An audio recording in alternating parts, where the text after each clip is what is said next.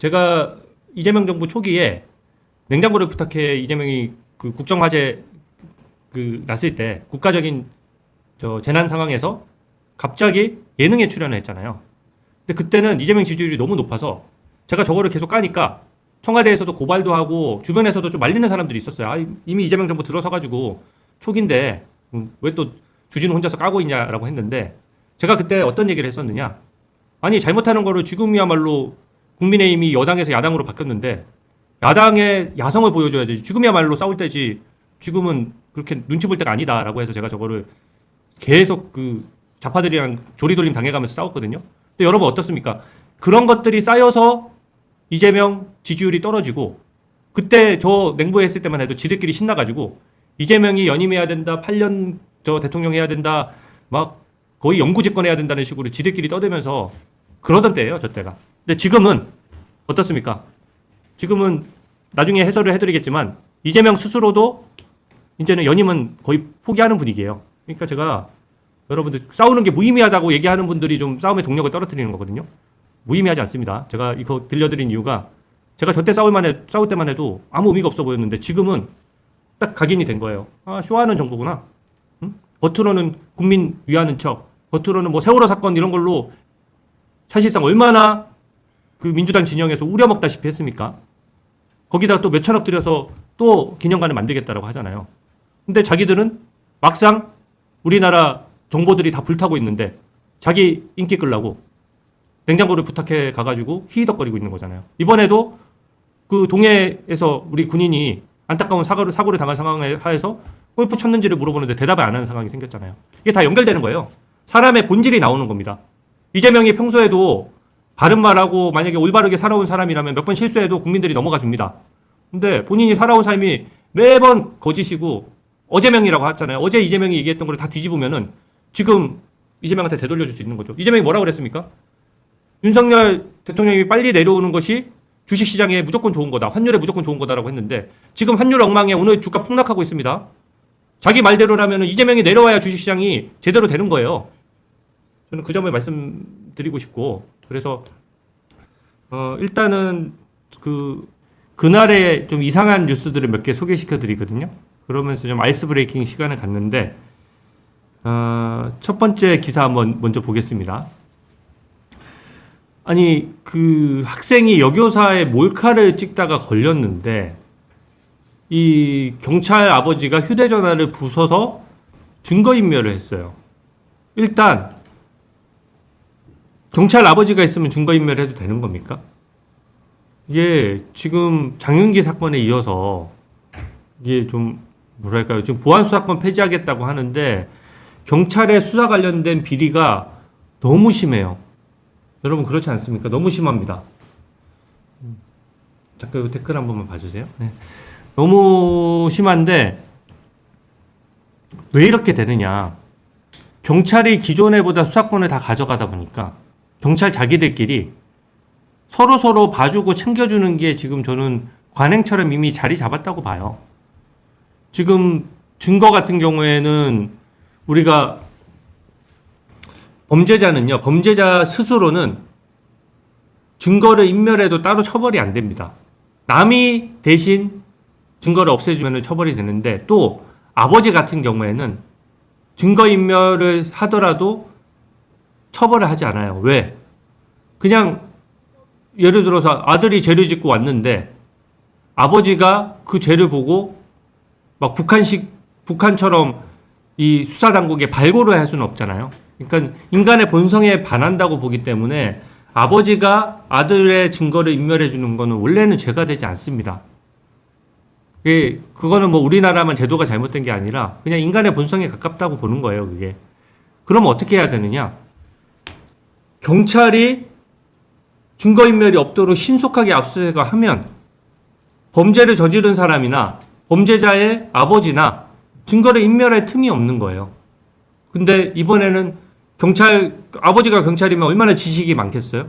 그러니까 증거인멸을 좀 더 쉽게 하는 건데 동료 경찰이 증거인멸하는 거를 도와주고 방치하고 그렇게 하니까 아버지가 경찰인 사람은 증거인멸을 쉽게 할 수가 있는 거죠.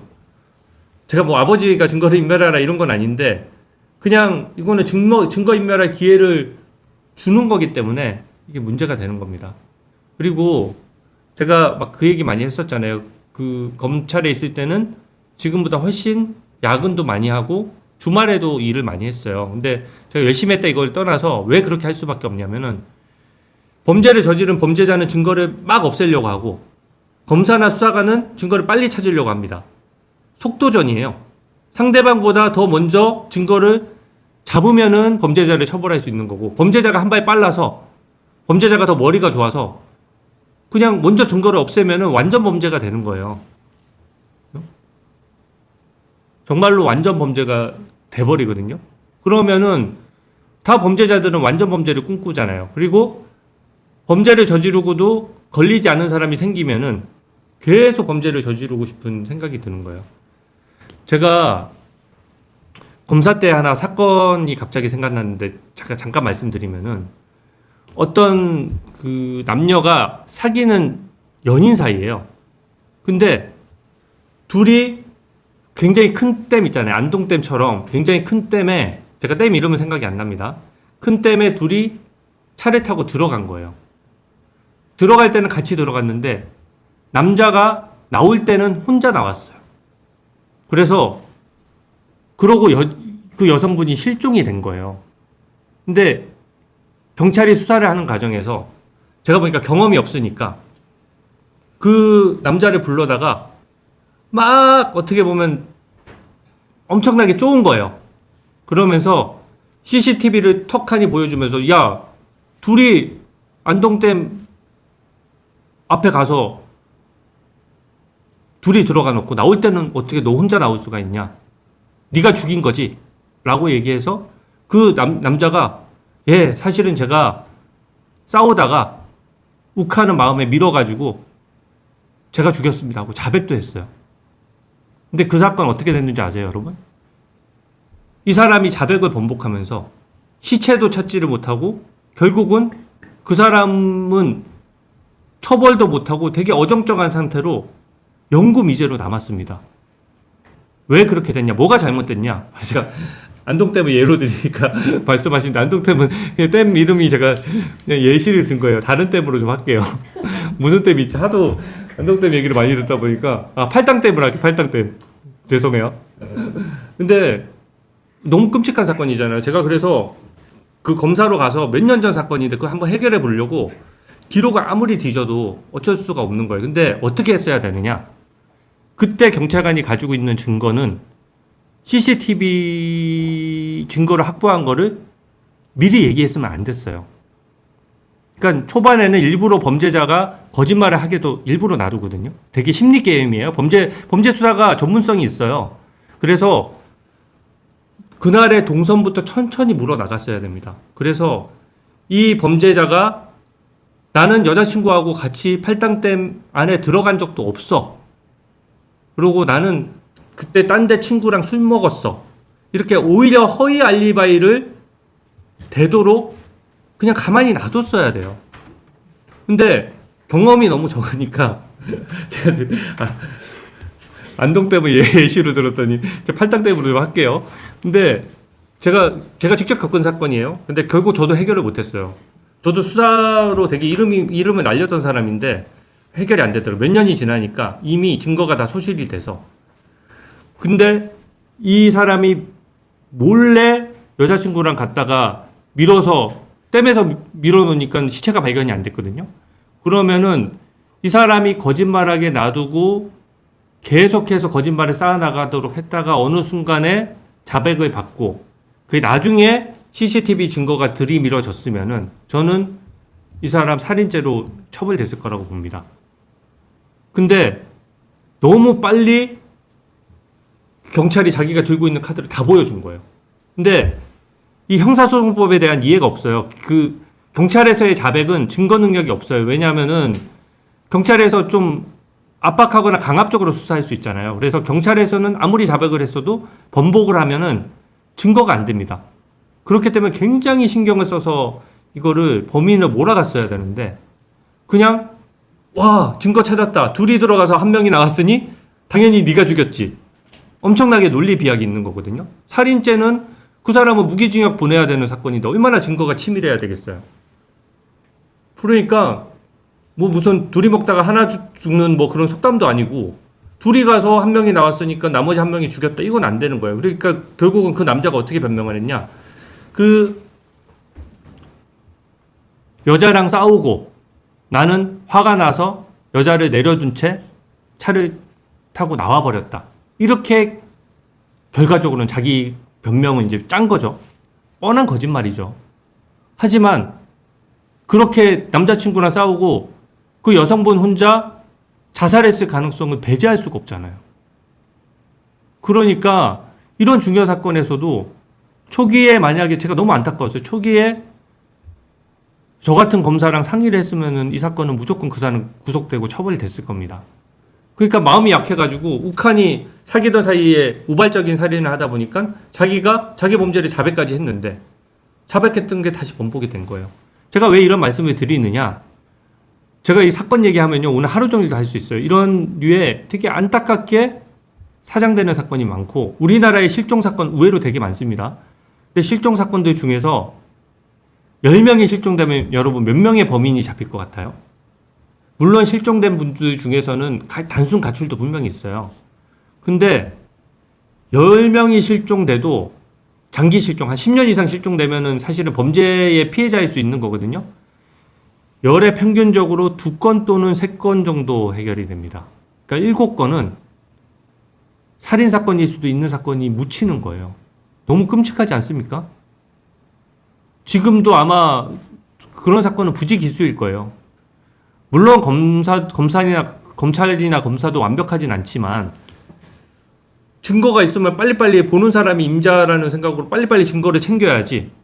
언제 증거를 본 사람이 나는 증거를 보더라도 증거를 건드릴 수 없고 보안 수사권이 없으니까 다른 사람한테 전화해서 야 여기 증거 있으니까 찾아가세요. 그렇게 한 달 지나고 2달 지나면은 그 증거는 가만히 있습니까? 범죄자는 그냥 가만 놀고 있나요? 그래서 없애버리는 거예요. 그래서 우리가 초기에 지금 개구리 소년 사건부터 시작해가지고 초기에 그 우리 살인의 추억 그 영화도 마찬가지예요.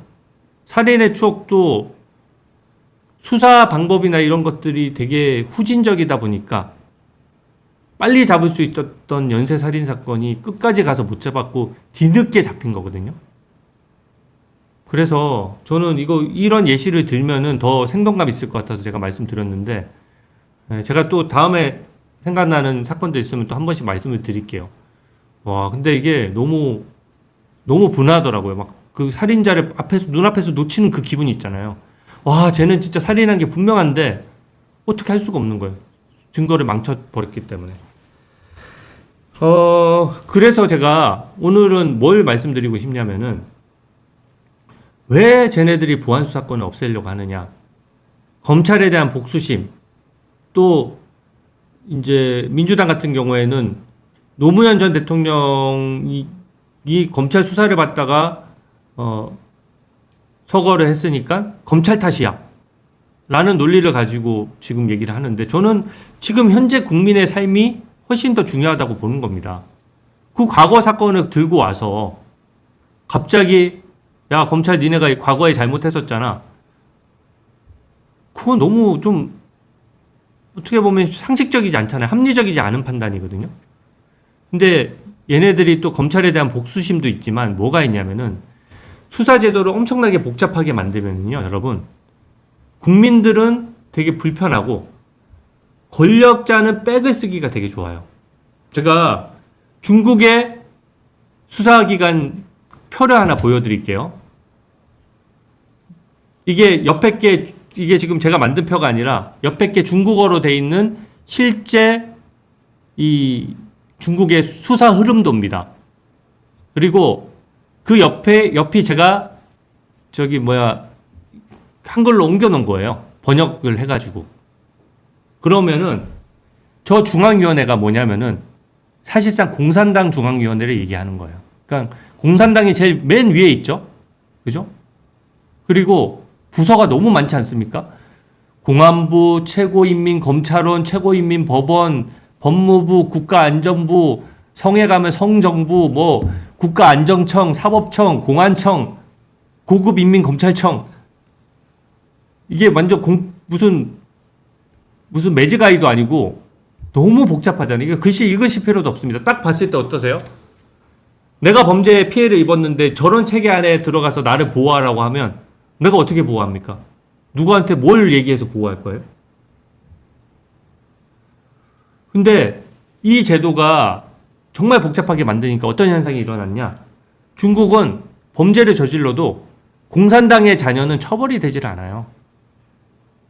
그렇잖아요. 공산당이나 경찰, 공안의 간부 아들, 딸들이 어떻게 처벌이 되겠어요? 우리 드라마 김부장 보셨죠? 보신 분들도 많을 텐데 거기 나오잖아요. 딱 좀 다른 얘기지만 거기는 그 건설업 하는 조폭이 그 국가기관에 요직에 있는 사람한테 전화해서 딱딱 자기 사건 봐달라고 하잖아요. 그게 가능해지는 세상이 되는 겁니다. 우리가 김 부장이 왜 그 통쾌하냐면은 어떻게 보면은 사적으로 구제활동을 하는 거거든요. 사적 구제활동. 내가 내 딸을 직접 구해내잖아요. 주먹으로. 근데 저도 그거 너무 재밌게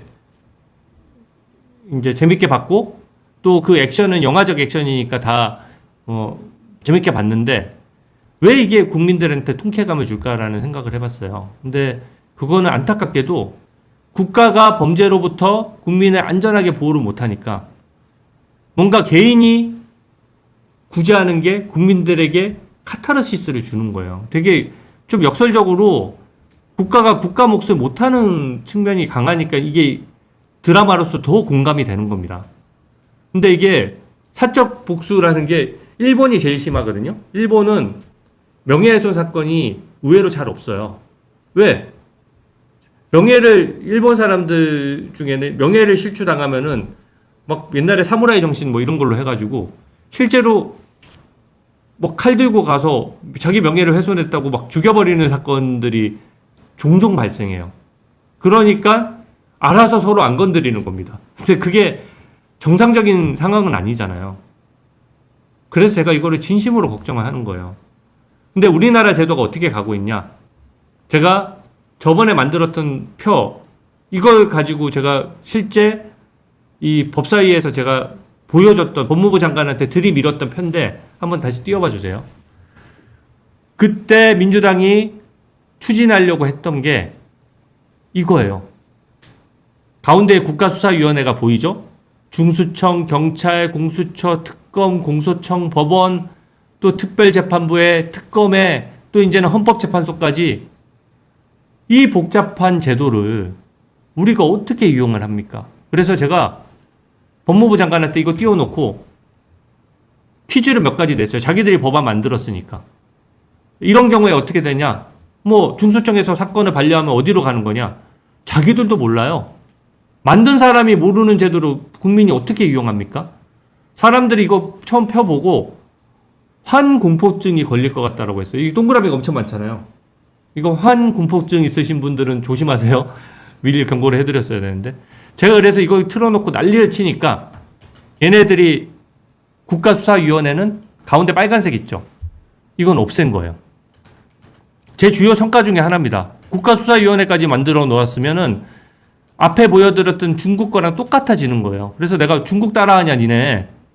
왜 국가수사위원회를 만들어서 가뜩이나 복잡한데 더 복잡하게 만드냐라고 하니까 국가수사위원회는 그나마 지들이 포기했다는 게 지금 이 제도예요. 근데 보안수사권을 폐지하잖아요. 그러면 보안수사는 중수청이 해. 원래 수사는 경찰이 해. 그리고 일부 사건은 또 검찰에 보내는 사건이 있고 안 보내는 사건이 있어. 중수청도 뭔가 수사하다가 공소청으로 또 사건을 어떤 경우에 보내야 돼. 이게 변호사인 저조차도 어떨 때 어디 가서 어떻게 하소연할지 모르는데 범죄 피해자가 어떻게 보호를 받느냐 이거예요. 이게 우리가 바로 마주할 현실입니다. 제가 그나마 이거를 진짜 어렵게 우리 보좌진들하고 완전히 밤새 가면서 이거 만들어가지고 이거 들이밀어서 그나마 국가수사위원회 하나 쟤네들이 포기하게 한 것이 저는 저의 큰 성과라고 생각해요. 근데 보안수사권은 그런 의미에서 저기서 더 복잡하게 만드는 거거든요. 저는 이거 절대 막아야 되고 이거 강행했다?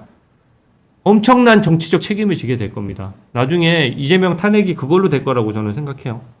실제로. 제가 진짜 마음 같아서는 니네 한번 강행해봐라 라는 마음이 들다가도 강행해서 니네 진짜 한번 정말로 폭망 한번 해봐라 정말로 이런 생각이 들다가도 저도 혹시 저는 극악한 범죄자들 진짜 살기가 가득한 살인범들도 정말 많이 봤거든요. 그런 범죄자들을 우리 선량한 국민이 혹시 마주칠까봐 또 그로 인한 피해가 늘어날까봐 제가 차마 니들 마음대로 해봐라는 얘기를 못하고 끝까지 이거 한번 막아보려고 이렇게 표도 띄워가면서 하는 겁니다. 아론 언니님이 언제 탄핵시키나요? 답답해 죽겠다고 하는데 탄핵 사유가 여러분 차곡차곡 쌓이고 있습니다.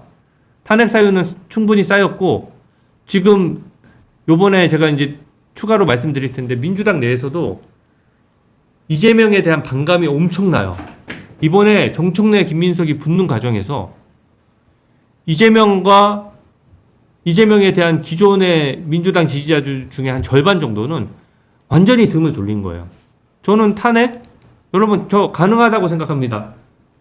반비님이 탄핵보다는 당선 무효라고 했는데 물론 당선 무효죠. 왜냐하면 대법원에서 공직선거법 위반으로 유죄 취지로 지금 파기환송돼 있어서 재판만 제기하면은 3주 내에 바로 당선 무효가 되는 거거든요.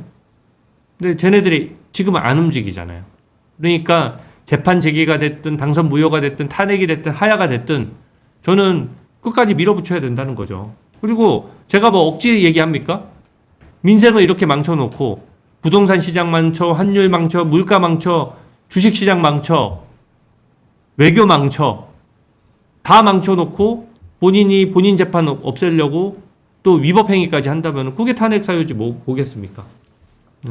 이게 응급실에서 뺑뺑이 하는 것보다 더 심각한 문제이기 때문에 우리 이거 문제점을 끝까지 알려야 된다고 생각합니다. 에이미 님이 파기환송 판결이면 3주 내에 당선 무효된다라고 하셨는데 되게 정확한 지적이에요. 네. 민주당 멸망전이라는 댓글이 딱 눈에 들어오네요. 지금 멸망전 들어갔어요. 그러니까 우리는 여기서 쟤네들 싸움만 뭐 우리가 감 떨어지게 기다릴 수가 없잖아요. 감나무를 흔들어야지. 그렇지 않습니까? 쟤네들 싸움 나서 자기들끼리 뭐 탄핵시키고 이런 거는 뭐 당연히 지들끼리 하게 될 거로 보지만 우리는 우리 일을 해야죠. 쟤네들이 잘못하는 거를 민주당이 잘못하는 거 오버하는 거 국민들 속이려고 하는 거 전부 다 우리가 알려나가야 되는 겁니다. 제가 중국 수사체계 내가 한 번만 더 보여드릴게요. 한 번만. 죄송해요. 이게 좀 봤던 거지만 너무 끔찍해서 제가 한번 우리가 중국처럼 갈 수 없다는 거예요. 이렇게 가서는 안 된다는 겁니다. 근데 지금 이렇게 가겠다는 거예요, 지금.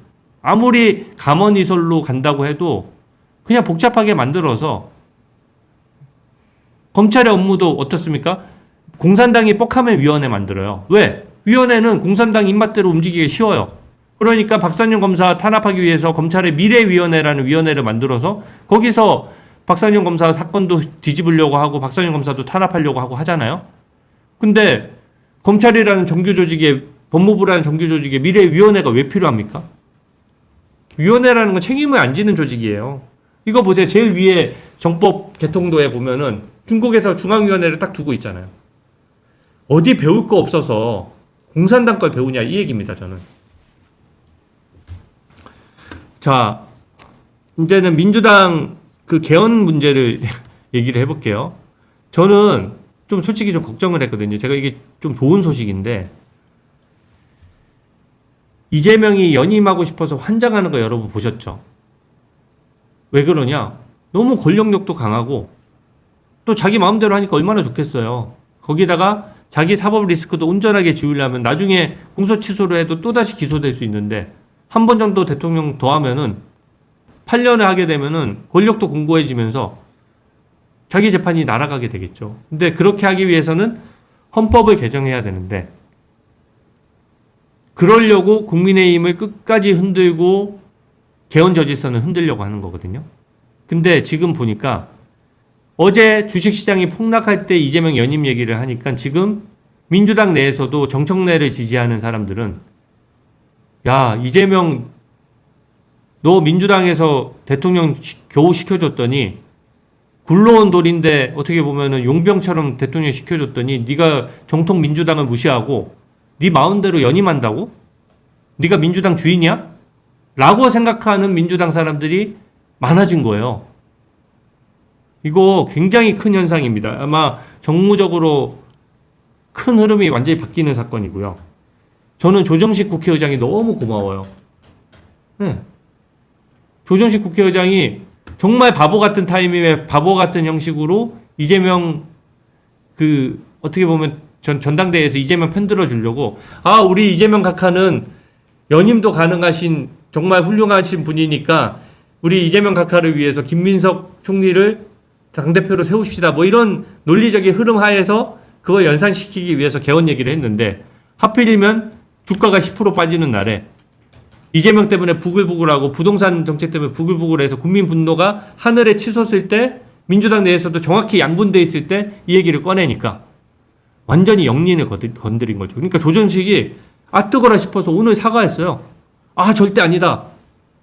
절대 개헌 안 하겠다. 네. 아니 이재명이 무슨 절대 존엄입니까? 최고 존엄이에요? 뭐 북한이에요? 연임은 원래 헌법적으로 안 되는 거예요. 근데 마치 연임이 될 수 있는 것처럼 어제는 얘기했다가 오늘 와서 꼬리 내리면서 본의와 다르게 오해 일으켰다. 현직 대통령 연임은 개헌의 논의 대상이 아니다. 어제 약간 조국도 대통령병 걸려가지고 자기도 헌법 규정을 올렸잖아요. 근데 그 헌법 규정에 보면 우리나라 헌법을 저번에 설계했던 분들이 되게 신경 써서 설계한 거예요. 우리나라가 독재 체제로 흐르면 안 되기 때문에 개헌을 하게 되면 그 개헌 당시에 대통령은 손해를 보도록 설계를 해놨어요. 그러니까 4년 중임제로 개헌이 되면은요, 이재명은 4년 만에 내려와야 되는 거예요. 그러니까 4년 중임제 개헌에 대해서는 몇 차례에 걸쳐서 국민 여론도 괜찮고 논의가 있었는데 항상 현직 대통령이 1년에 자기 임기를 포기하고 다음 선거에 안 나왔기 때문에 자꾸 개헌하겠다라고 해서 대통령이 된 이후에는 개헌 논의가 잘 진행이 안 됐던 거거든요.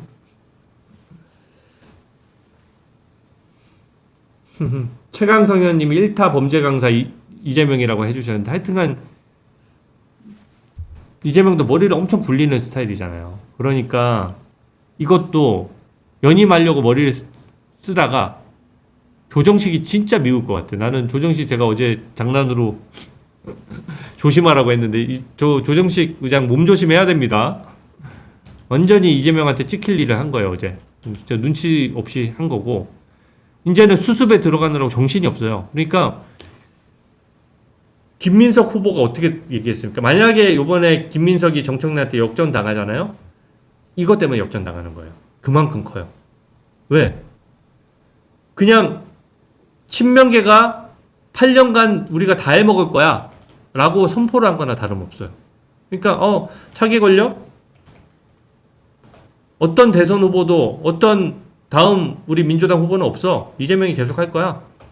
그리고 김민석 후보도 거기에 대해서 감추질 않았어요. 왜냐하면 이재명 지지도가 높으니까 그 덕을 보려고 열심히 연임하는 거에 대해 되게 긍정적인 메시지를 발산했는데 어제자로 분위기가 완전히 바뀐 겁니다. 그러니까 강훈식 비서실장이 정말 급하니까 자기가 나선 거예요. 강훈식이 청와대 비서실장인데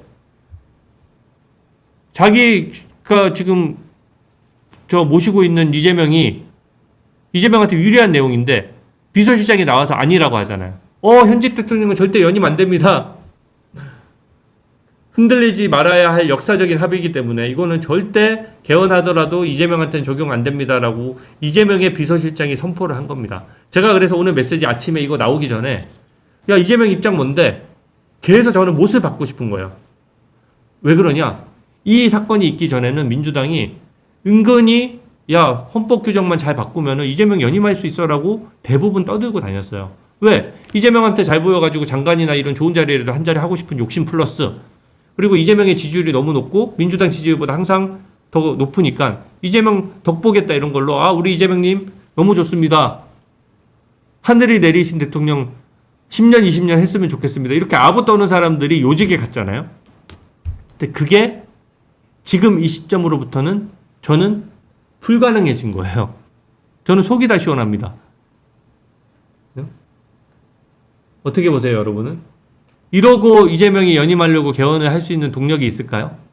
저는 불가능하다라고 보는 거죠. 다음 기사 한번 볼게요. 이게 제가 해설해드린 내용인데, 야, 5년은 너무 짧아. 이재명 더 해야 돼. 라고 냄새를 풀풀 풍기던 김민석한테 지금 이 이슈가 불똥이 튀긴 거예요. 그래서 김민석이 거의 되는 분위기였다가 이제는 무조건 떨어지면 이것 때문입니다. 조정식이 김민석 대라고 어제 낸 메시지가 엄청나게 큰 역풍을 불러일으킨 거예요. 정말로 큰 역풍. 체리핑크님이 1년도 길다라고 하셨는데 저도 너무 동감합니다. 지금 제 인생에서 제일 길었던 1년이에요. 왜냐? 야당 국회의원이니까 저는 그 정부가 잘못하는 거 지적해 나가면서 제가 정치적으로 뭐 성장하는 면도 있는 거잖아요. 그럼에도 불구하고 국민의 한 사람으로서 너무 피곤해요.